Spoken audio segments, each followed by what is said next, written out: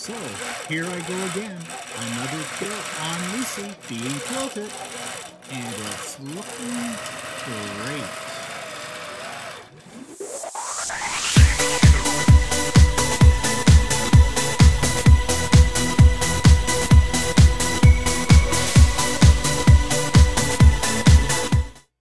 Good morning, everybody. It's Stephen here for Bland Designs and the Idiot Quilter, and welcome to my weekly vlog for Monday, August the 1st, 2022, vlog number 274, and it is day 874 of COVID.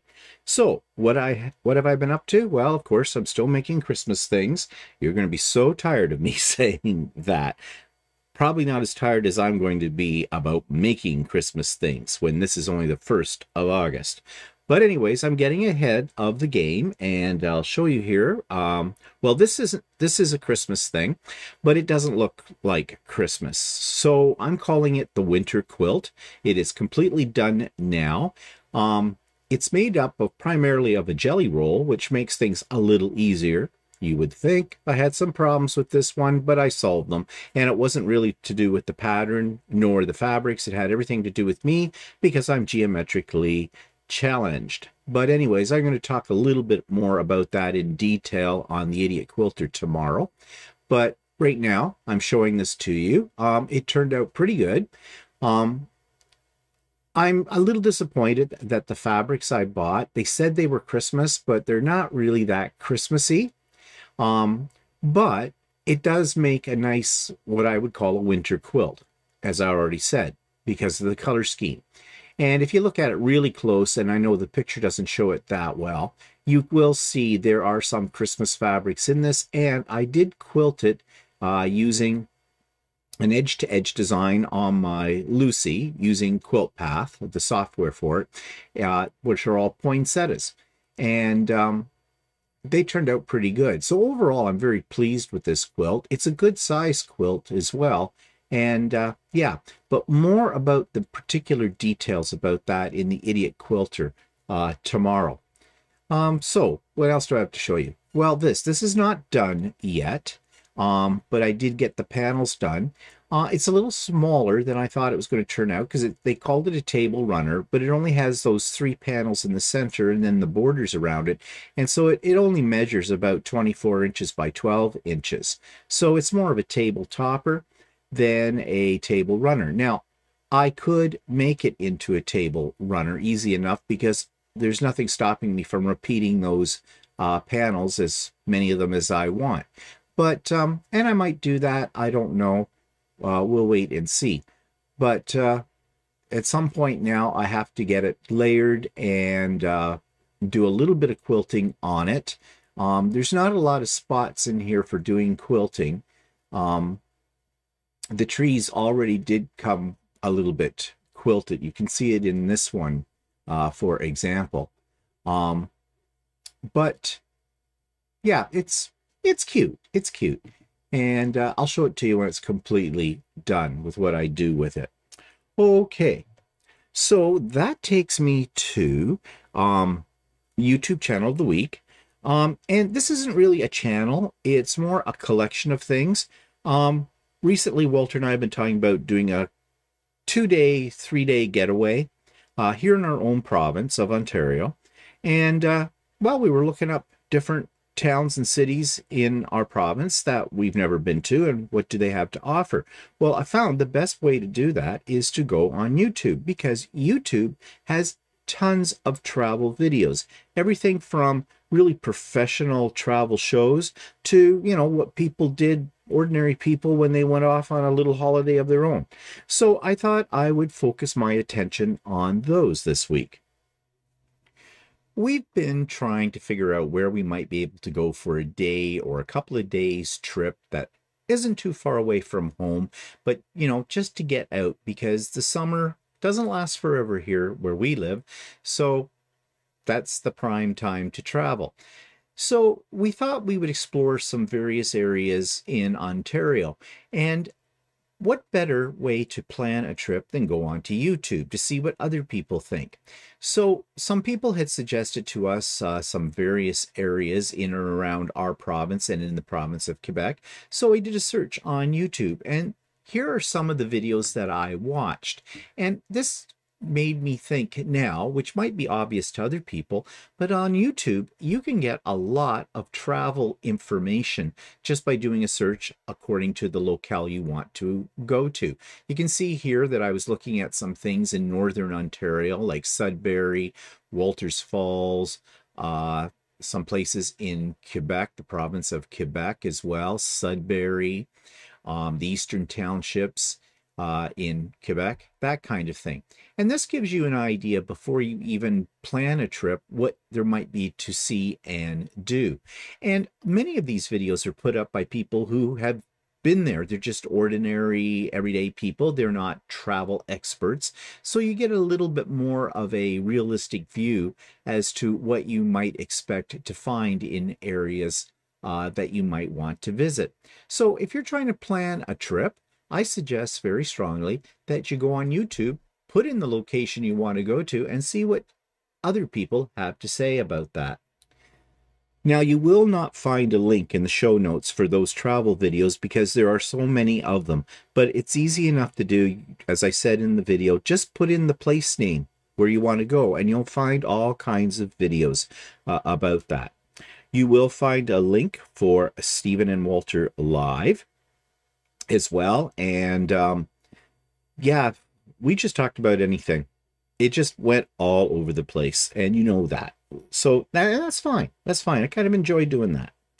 And there is a link for 3D Printing Canada, because I will later on in today's episode talk a little bit about the new filament that I bought. And this was where I bought it from, and some other things as well.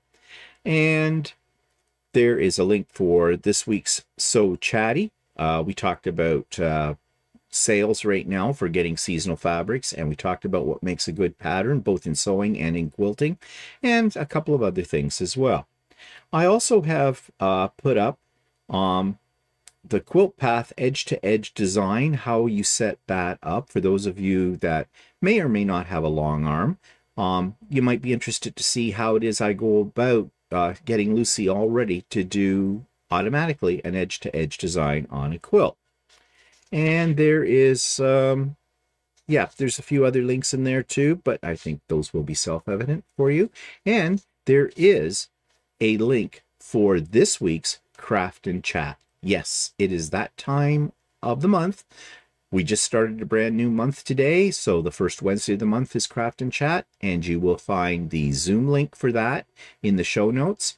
Those of you that are on my mailing list for Craft and Chat, you should have already received an email with all that information in it as well. We start at 1 p.m. Eastern Standard Time and go till approximately 4 or a little after 4 p.m. Eastern Standard Time. So come and join me on Wednesday. Come and go as you please. Work on whatever you want to work on, and you'll have a good time. I guarantee it. We always have a good time on Craft and Chat.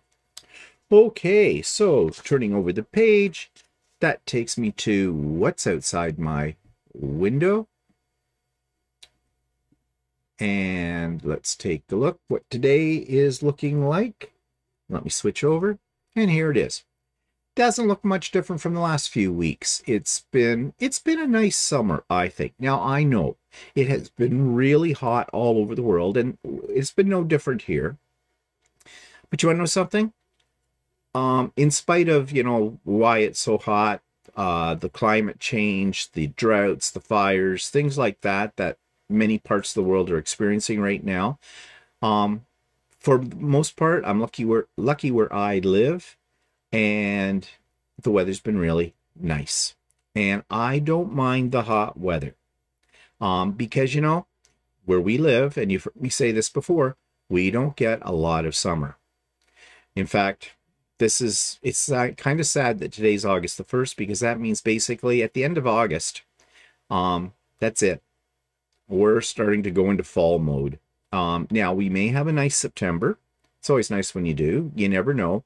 But it's just not the same. So, yeah, as far as I'm concerned, I'm going to enjoy the heat while we can, because very soon we'll be bitching about the cold. Of course, that's what we humans do best, isn't it? We just bitch about the weather. Doesn't matter how nice or how bad it is, there's always something we have to complain about when it comes to weather.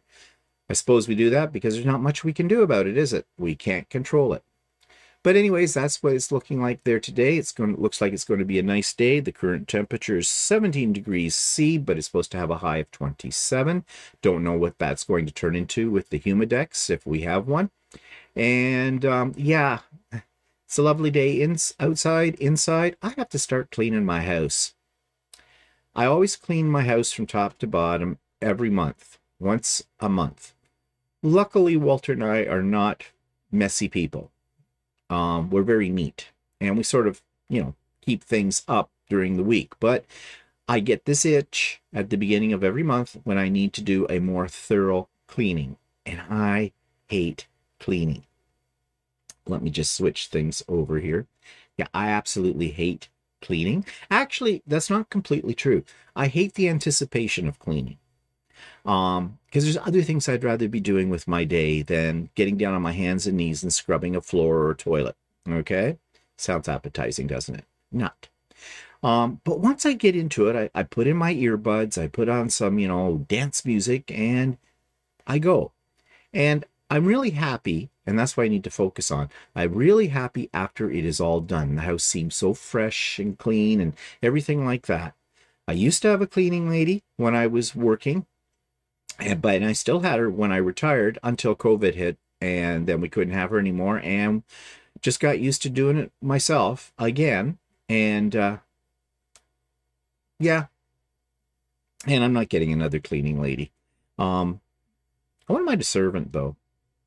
Yeah, I keep saying to Walter we should have, should hire some young person to, live in, who does laundry, cleaning, cooks for us, waits on us hand and foot, fans us with palm branches, peels us a grape every time we want one. That kind of thing. Just what the average person should have. Yeah, I live in a fantasy world. But anyways, yeah, that's the big plan today after I'm finished this. Get down to cleaning. Okay, moving on. What's pissing me off this week? Well, it's monkeypox. Yes, it is. Okay. There's so many things wrong with monkeypox besides the fact that it's a disease. Now, just before I start talking about this, what got me talking about this, I mentioned it last week that, the media, the extreme right, the whole bit are trying to peg this disease once again. They're trying to go back in time, like back in the days of the AIDS in the 80s and the 90s, and it's a gay disease. Well, it's not, and I'm not going to get into that whole discussion because I think anybody that has half a brain understands that and realizes it, and those who don't should be obliterated from the face of the earth. But there's another issue happening here. Walter and I have booked our vaccination for monkeypox. We figured we might as well get it now when it's available. It's not available for everybody right now, but we do qualify. So we have an appointment scheduled for next Monday at noon to get the shot. Now, the thing is, everybody's going to have to get the shot. It's going to be that way. But our government and our health authorities and that have not learned anything from COVID, which is very obvious. So there will be a limited supply of the vaccine. And then suddenly everybody's going to get panicky and everybody's going to want the shot. And there's going to be huge lineups and the government's going to screw up the way they distribute this like they did with COVID. And it's going to be a mess. So Walter and I are being extremely proactive and we found a window of opportunity and we're jumping through it and get this thing done. Maybe we have some coverage. I mean, when we were children, we got the smallpox vaccine because every kid did then, but that's like 55, 60 years ago. Okay. Health authorities don't really know if those vaccines from that time that we got in our system that were supposed to be for life, whether they really do last for life, and whether or not they're effective against monkeypox, which apparently is related to smallpox. So with all of those factors in there, and as usual, the medical community hasn't got a clue. Not a clue, really. We put our faith in our doctors and in our nurses and our healthcare and everything like that to have our best interests at heart? They don't. And part of it comes out of their ignorance. They don't know everything. And that's discouraging. And that was very apparent during the height of COVID, that they knew diddly squat. And now, of course, our healthcare system's going right down the tubes. So, our government's not supporting it. People are overworked in it. Blah, blah, blah, blah, blah, blah. We've heard it all, haven't we? Of course, it all comes from the media. We don't know how much of it is absolutely true, how much of it's been embellished in order to, attract us as viewers, because that we represent money to them. So, yeah, who knows? So we have decided we're being proactive. We're not going to sit on our hiney and wait for the government to botch this up. Get in while the getting is good and move on from there. It seems like anymore every month you need a shot for something, because once we're past August, we move into the fall, then it becomes flu season. And of course, the annual flu shots. And then, of course, there's probably another booster for COVID, because they're saying you need one every 9 months now. So we'll see how that gets set up by our government. So monkeypox, COVID shot, flu shot. And then with people my age group, you can also get a pneumonia shot. I've never had one. Walter has before, but I probably should consider that as well. It's like, give me a shot for whatever's out there, kind of a thing. Oh, and then there's shingles shots. Now, I supposedly have had that one. Had the old one, not the Shingrix, or whatever they call it. Something I maybe should consult my doctor with again about that. Again, shingles. If you've had chicken pox, another pox, you have already the ingredients in your body for getting shingles. If you get exposed to somebody that has shingles or chicken pox, or apparently if you're feeling very tense, very pressured, things like that, stressed out, it can trigger it in your system as well. Now, I had shingles many, many years ago, a very mild case of it, but I don't think that necessarily builds up an immunity. So, oh my God, what is this with our world? What is with all these diseases? Again, we relied too heavily on medical science, thinking they knew everything, and they didn't, And now there's a shortage of cough syrup, apparently. So, is 2022 any better than 2021 or 2020? Not really. I mean, it's better in some cases, but in other cases, it's just shifted to a new, set of circumstances. This is tiring, to say the least. But anyways, Walter and I are going to get the monkeypox vaccination next Monday, and that's one thing off the list. And we'll move on from there. Okay, so I did buy a new thing. I'm just going to get it up here on the screen. Just give me a second.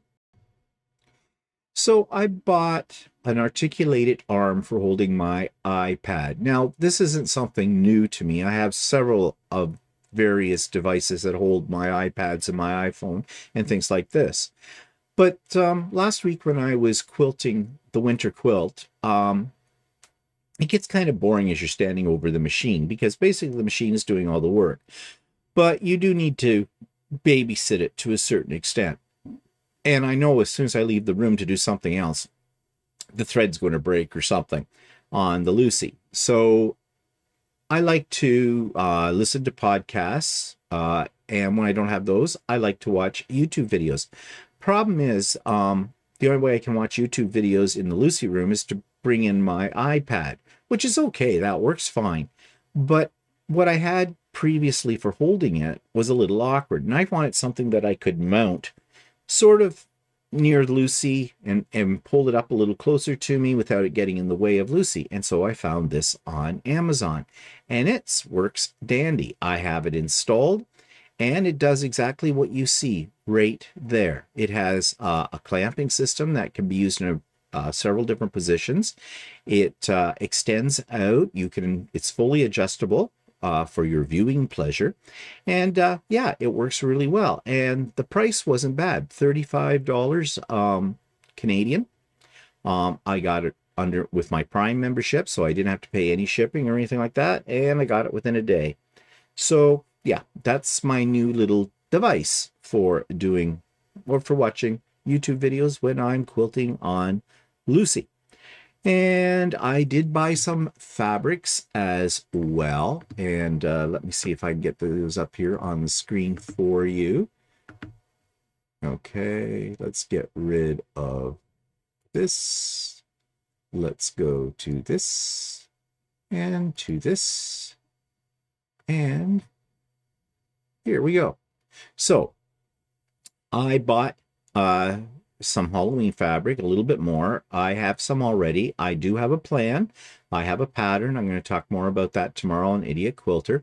But these I really like because I didn't see them anywhere else. And just by accident, I found these on the website of the company called Quilter's Barn and Gifts, south of Ottawa is where it's located. I happened to be reviewing that for this week's Idiot Quilter, and I saw these fabrics. And yes, they have gnomes on them. So I bought these about 2 meters of each, and they're just fun. It is the one time when I buy fabric that is kind of a novelty fabric is Halloween, because, well, you have to have novelty fabric for Halloween. So I picked that up. I did pick up, and I don't think I necessarily have pictures of it for you today. I do not. Okay. But on the weekend, we dropped over to Ultimate Sewing, and I picked up a couple of more Halloween fabrics, and I picked up a little bit of Christmas fabric there as well. They don't have all their Christmas fabric out yet. But again, that is more of a topic that I have a little bit more to tell you about tomorrow on Idiot Quilter. Okay, so that takes me to the 3D corner. Well, I have been making some things with it, and I'm going to talk about those in a minute, but I do have a problem with one of my printers, and I've been trying everything. Essentially, and you may have this problem with your 3D printer if you own one, and if you don't own one, you may want to fast forward me to the next section. But basically, I was getting crunchy products. The layers were not adhering properly, so there were splits in them, and they just disintegrate when you got them done. I've been checking everything on that machine. Now, I thought I'd solved the problem, but I don't think I have. One of the wheels on one of the tracks was kind of seized up a little bit, so it was dragging, and that can cause one of these types of problems. At least I thought it could. I have spare parts, because I always have spare parts, so I fixed that all up. I did some other things, and I did get it to print one thing and print it fine. But I was printing something yesterday and noticing I'm having the problem again. So what I'm thinking now is the whole heating unit maybe needs to be replaced, and I think that's what I'm going to try next. I got to check a few of the settings in my slicer program to see if something went awry there. But yeah, now I have a spare heating unit. I have a couple of spare heating units. I keep them on hand because these machines you do have to replace the parts on, and on a fairly regular basis, depending on how often you use them. And for me, I use them 24/7. So yeah, so we'll see. If I replace that heating unit and that still doesn't solve my problem, I'm lost. I have tried everything. I've watched all kinds of videos and with their recommendations, and I just don't know what it is. But we'll see. I mean, there's not that much that can go wrong with them. That's the thing. They're really simple. They melt plastic, squeeze it out of a fine nozzle, and that's it. That's all they do. So, you know, besides the computer component in it, to tell it, you know, how to lay down the filament, there's nothing else more for them to go wrong. So, I don't know. I'm experimenting, as usual. I may get to that later today. Depends. Got to clean. Okay. So, I have been making a few things, though, with the other printers that are working. And I'll show these to you. So, again, gnomes. This is Gus the gnome. He's a little different from my other gnomes you've seen in the past. And so I'm playing with, oops, come back here.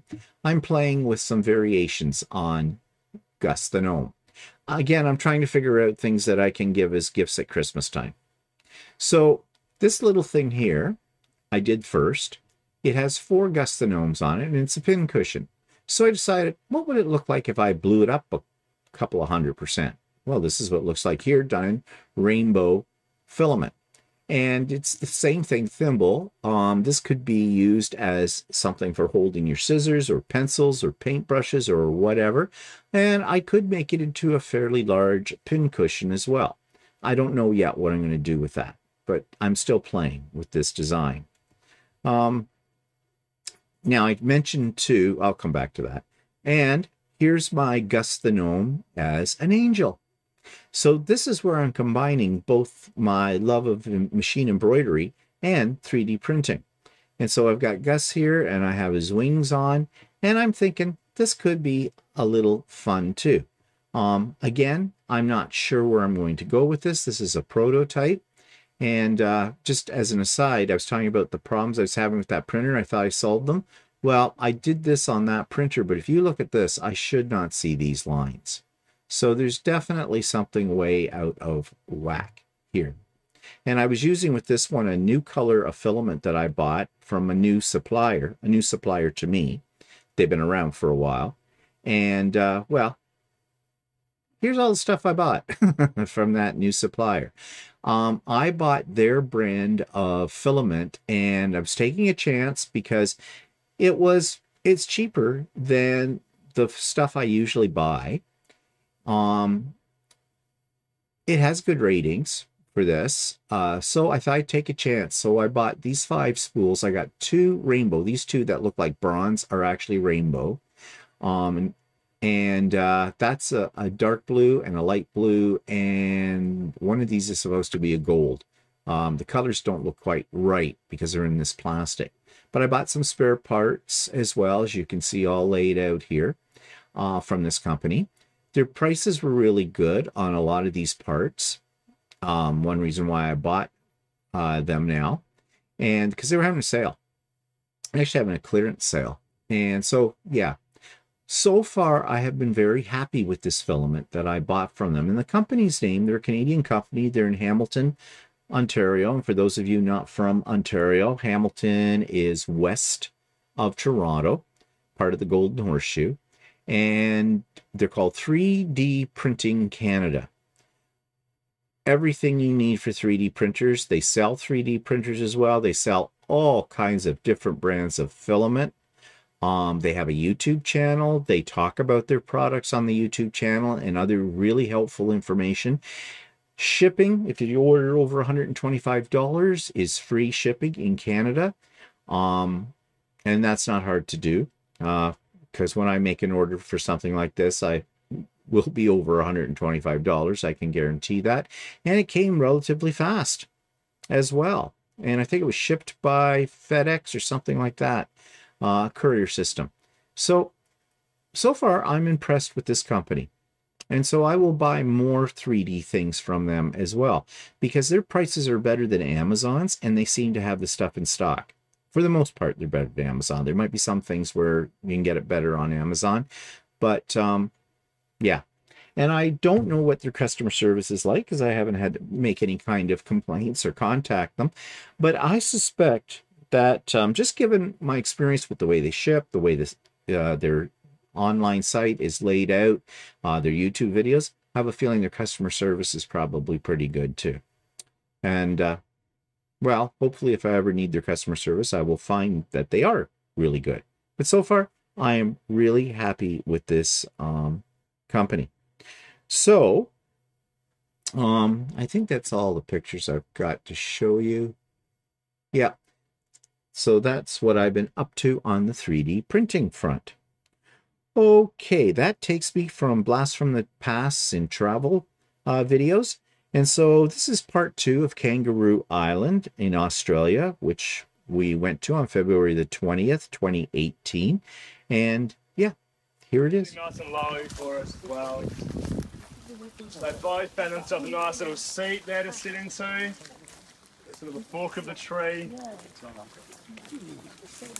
Now, all our koalas today are wild. So some of you might have seen koalas before in zoos or things like that, but ours are wild animals. We don't have any fencing here. I mean, there was a little bit of fencing along the front there, but most of it's been taken down. So all the fence posts are still there's a wire from here to the road. So our animals can move around freely. Kangaroos, wallabies, koalas are all able to come in and out of here all the time. They've been attracted here on the ice, so we've obviously planted some trees to attract them here, but mainly they just come here naturally. So they've made this their homes where they live now. Now most of the trees around here at Hanson Bay are going to be eucalyptuses, and this is a eucalyptus here, of course. There's about 700 species of eucalyptus all around the world, mainly in Australia, of course. And these guys, they eat the eucalyptus leaves. So it's their basically the only source of diet. Occasionally they'll have a nibble on some pine needles, but mainly it's these eucalyptus leaves. They're grooming claws, and they can use them to scratch each other and to groom. Okay, now that bigger toe, that looks a bit like a thumb, actually has no claw on it. It's only one of their digits without an actual claw. But the rest have these very big, sharp black claws to help shimmy up the trunk of the tree and grab hold. Their front claws are a bit different again. If you're in the right spot, you might be able to see they actually have 2 thumbs on their front claws and then 3 fingers, which gives them this very weird sort of wide grip. Helps them climb actually down from the tree more than anything, but it does give them a very nice grip on the tree and the leaves when they're trying to feed. Now, if you look at the face of this koala as well, you can see that really big black nose. This is a fairly young male up here, and the males do usually have bigger noses than females, but this guy here, you can see nice big black nose, very good sense of smell, the koalas. They can smell the age of the leaves and how much toxins in them just from one little sniff. So really very good sensitive noses. Their ears are very sensitive too. They can... So our next stop today on Kangaroo Island is something called the Remarkable Rocks. And we'll see what those are all about. We're making our way down this pathway to them, and there's a boardwalk here that we have to walk along as well.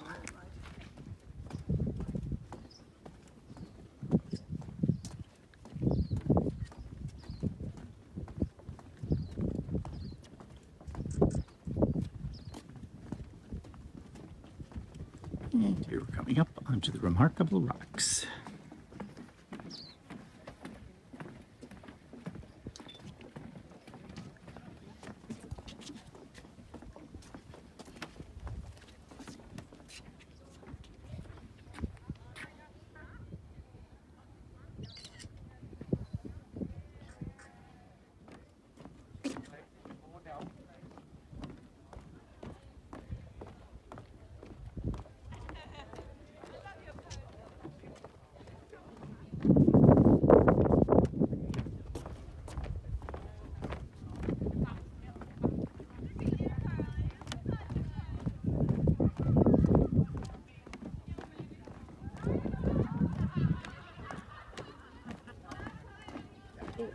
There you go.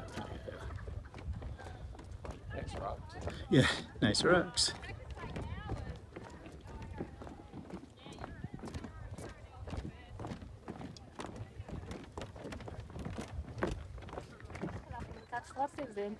So the Remarkable Rocks could endanger your life.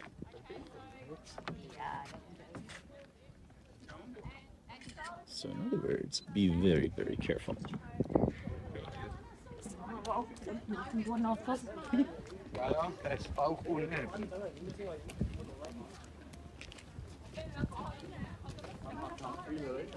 Very treacherous here, walking, as you can see. Little dips and dodges. Trying to keep the camera steady while I jump through these things.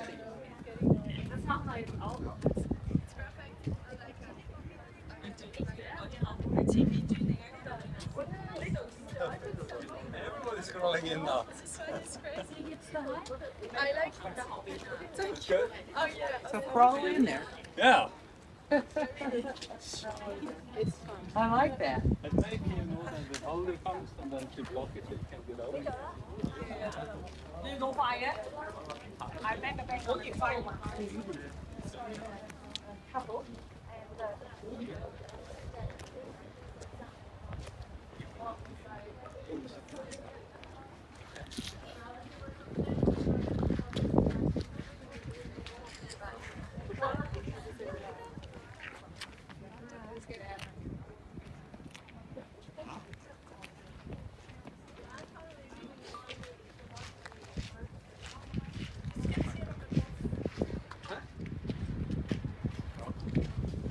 Go ahead.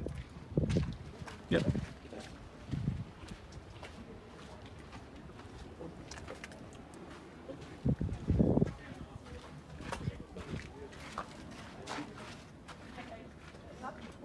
Thanks. The whole rock?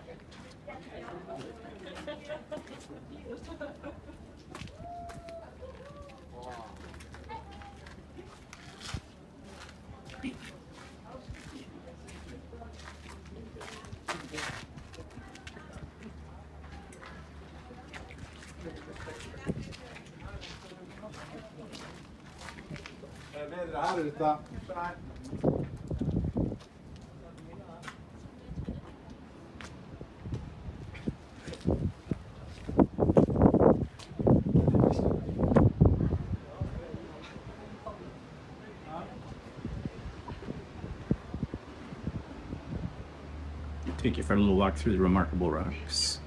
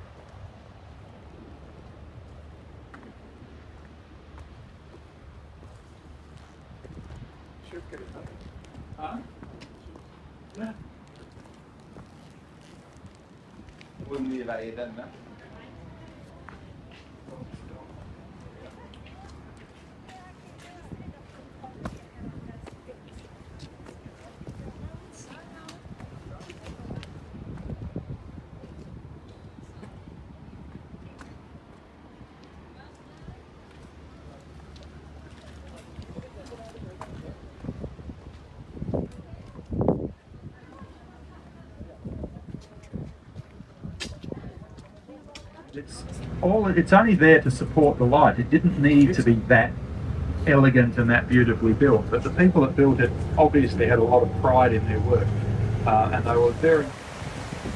So this is down by what's called the Admirals Orange.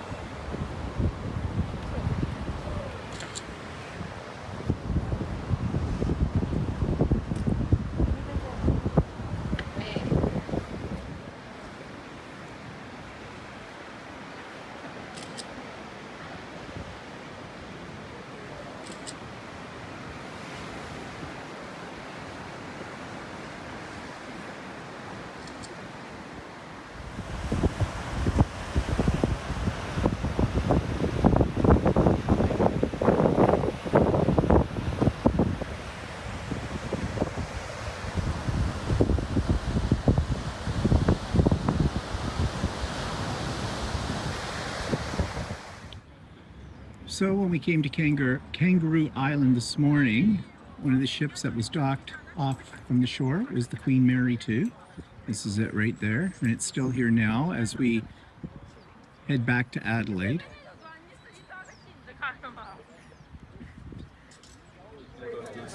So we're back on the ferry on the inside and making our way back to the connection for the bus to Adelaide.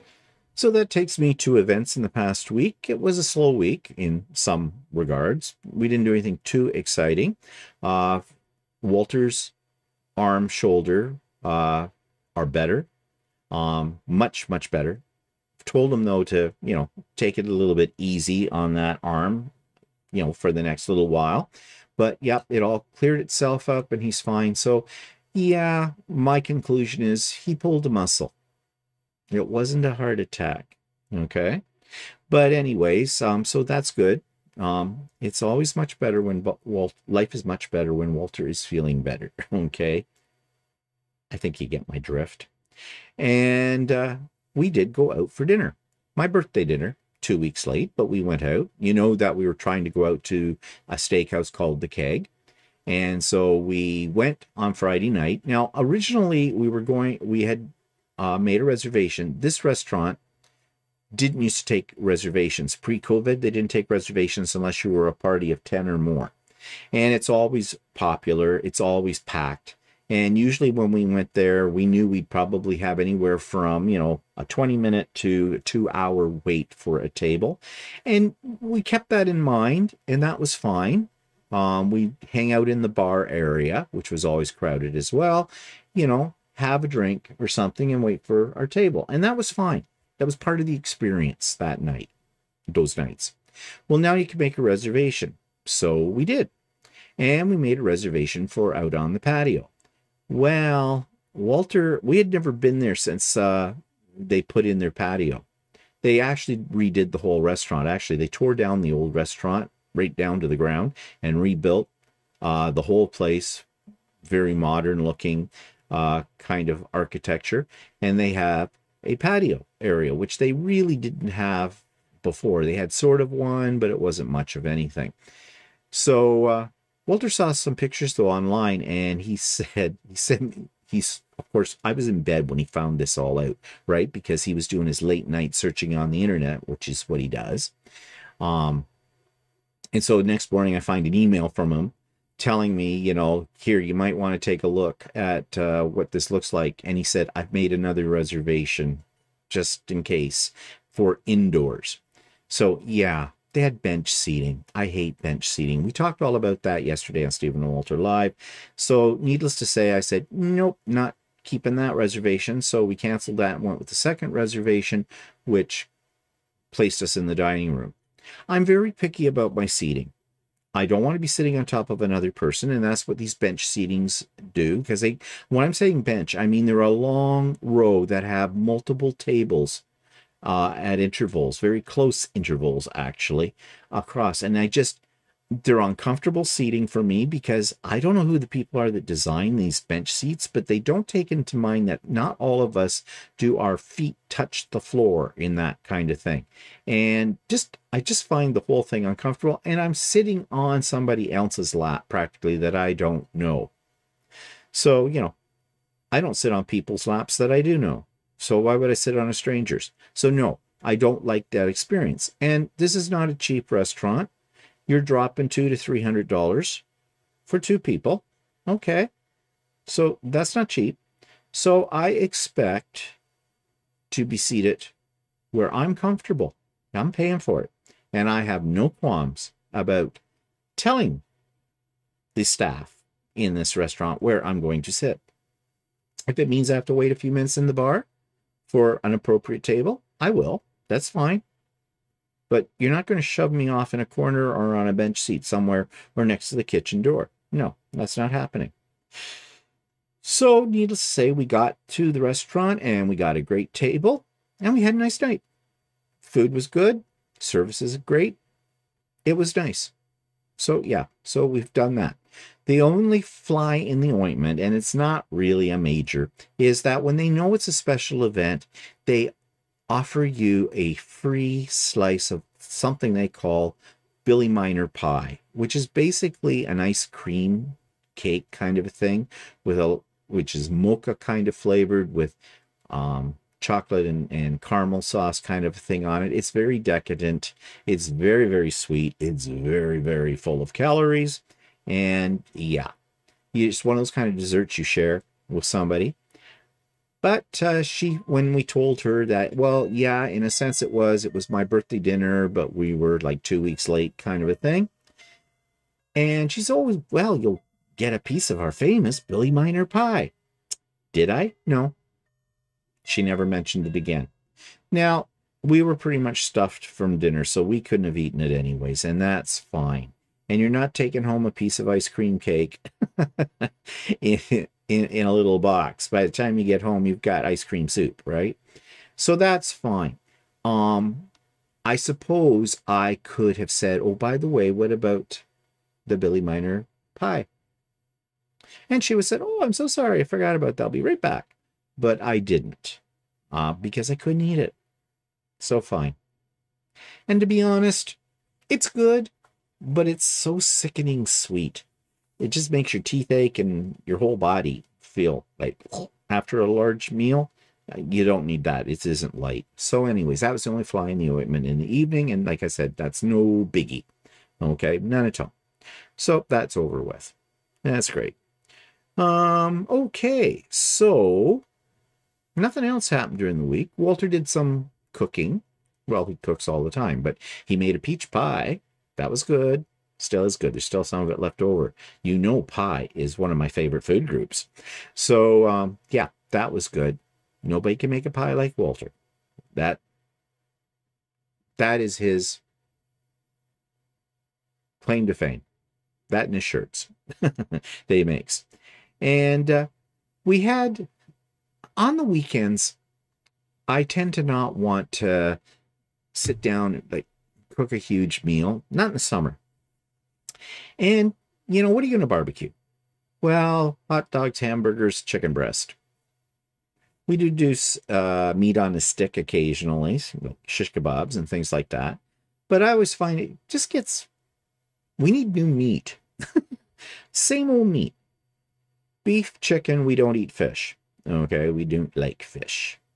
I suppose we could go out and get some roadkill. I mean, you know, there's a dead raccoon every now and then. I will say when we're driving down a highway, like, oh, fresh one. Get it before the flies do. Yeah, that might gross you out. No, I'm not eating roadkill. All right, that kind of thing. But, you know, after a while, it just gets boring. So anyways, we try to do, we've been doing the charcuterie a lot lately. Charcuterie, you know, fancy meats and cheeses on a tray, kind of a thing. In fact, that's what we had last night out on the deck. It's kind of nice. You just pick at things, you know, we add some vegetables in there. So make sure we get some vegetables, some celery sticks, some carrot sticks, some olives, a little bit of cheese. We had some cheese curd. We had some tomatoes from our garden, little tiny grape tomatoes, which are kind of nice. A little hummus, some leftover, what do you call it, tortilla shells from chicken tacos we had earlier in the week, that kind of a thing. Basically, you scrounge it in your refrigerator and grab stuff that, you know, it's getting close to expiry and call it charcuterie. So, yeah. And we had on Friday night, we decided to do poutine or poutine. Depends on which part of Canada you come from, how you say that. And so Walter made some homemade French fries. He makes them right from the potatoes. And he puts them in our active fryer. So, you know, a little better for you, I guess. And yeah, healthy French fries. Then we put cheese curd and gravy on top of it all. And we have poutine. Oh, and we had a little leftover chicken in the fridge from something else. So we chopped that up and threw it in as well. So, you know, poutine is a way to get rid of leftovers as well. Because, you know, you can throw anything on top of French fries covered in gravy, cheese curds, and it's delicious. And yeah, your arteries will harden with each forkful. So yeah, so we had that. And of course, we just don't use any kind of gravy. No, we use Swiss chalet sauce because we have a can of that. You can buy it in powdered form and you mix it up and cook it in the microwave kind of a thing. So yeah. And I don't know in other parts of the world. I think Swiss shell is pretty much exclusive to Canada. I don't think there's Swiss chalets in the States. So those of you that are in the States and that probably don't know what I mean when I say the Swiss chalet sauce. But that is one of the big things about Swiss chalet is the sauce. People will drink that. And I'm not kidding. I've seen it. So yeah. So makes great poutine. All right, so what's coming up? Well, Craft and Chat, as I've already mentioned, all the information you need for that for this Wednesday is in the show notes below. Be there, be square. And we have some friends coming over for dinner on Friday night, which will be kind of nice as well. And hopefully the weather will be nice and we can sit out on the deck. We're going to barbecue something or other. Maybe a raccoon or a dead squirrel. I don't know. Whatever we can scrape off the side of the road. Put gravy on it. Call it poutine. I don't know.